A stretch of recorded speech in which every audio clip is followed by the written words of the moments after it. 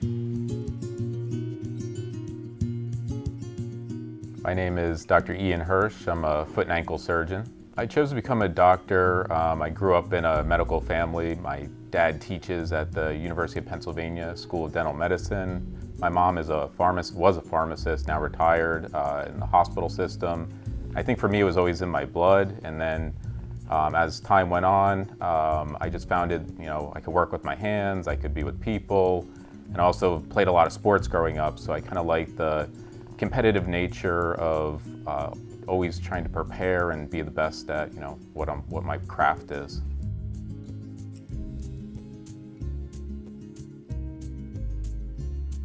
I think the foot is very intricate. There's 26 bones, and you really have to learn the ins and outs of them.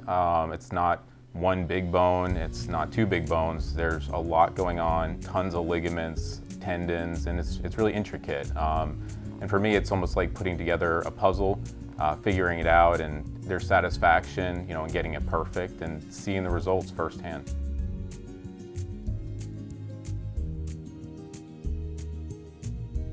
I think what I've realized over time in the world of foot and ankle is that it's not just the high-end athletes who need to get back on the field sooner. It's actually the regular person who needs to get back to their job. People who need to attend a wedding, they have trips planned, and the first question I usually get asked when somebody sees me is, when will I be walking again? Or when can I do A, B, and C? So I think early on in my career I was more focused at the sports injuries, and I need to get these people back as soon as possible. But as time's gone on, I realized everybody has something going on in their life and they need to get back to it, and usually they need to get back to it pretty quickly. So it's my job to learn the newest techniques, the least invasive techniques, and ones where we can early mobilize people and get them back to higher quality of life.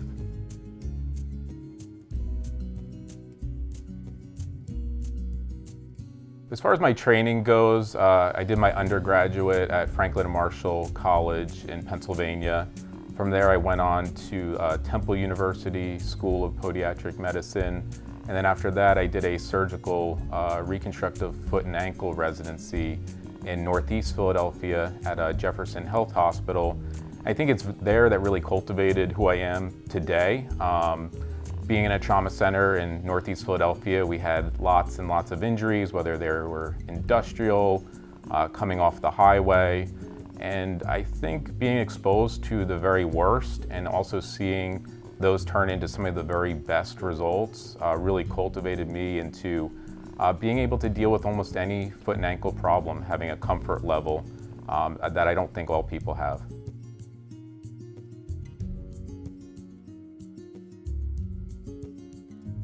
So I think the number one reason that somebody would come to Seaview Orthopaedics is, one, the reputation. I mean, I think anyone in the Monmouth County area per se, that's where I've been in practice for 10 years, as soon as they hear the name Seaview, the reputation is there. And it's not just with the patients. Anyone in the hospitals who I've told I work at Seaview Orthopaedics, right away they say, oh yeah, I know Dr. So-and-so, or he or she worked on my son or daughter. I think it's that type of feeling that the reputation comes first, and on top of that, the specialties. And since I started the past 15 years, I've seen medicine make a big change where it's not one general orthopedic surgeon who does every part of the body. Everyone's extremely specialized, whether it's the foot and ankle, whether it's the shoulder, whether it's the spine. If I'm having a procedure done, I want somebody who does only that.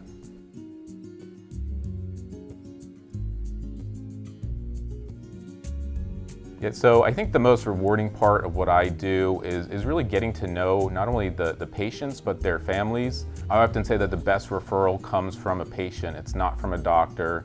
It's not from the emergency department. It's when another patient who's been treated by me comes in and says, hey, Susie from down the street had surgery and she recommended you. I'm a little nervous, but she said you're great.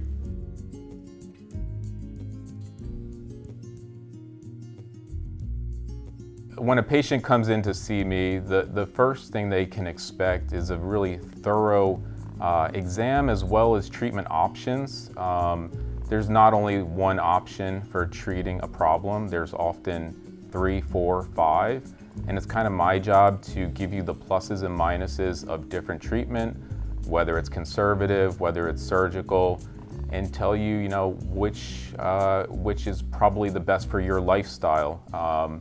So my advice to patients who are suffering with foot and ankle conditions is to not delay treatment. Come in, get evaluated, see what the treatment plans are to get you back to a higher quality of living early on.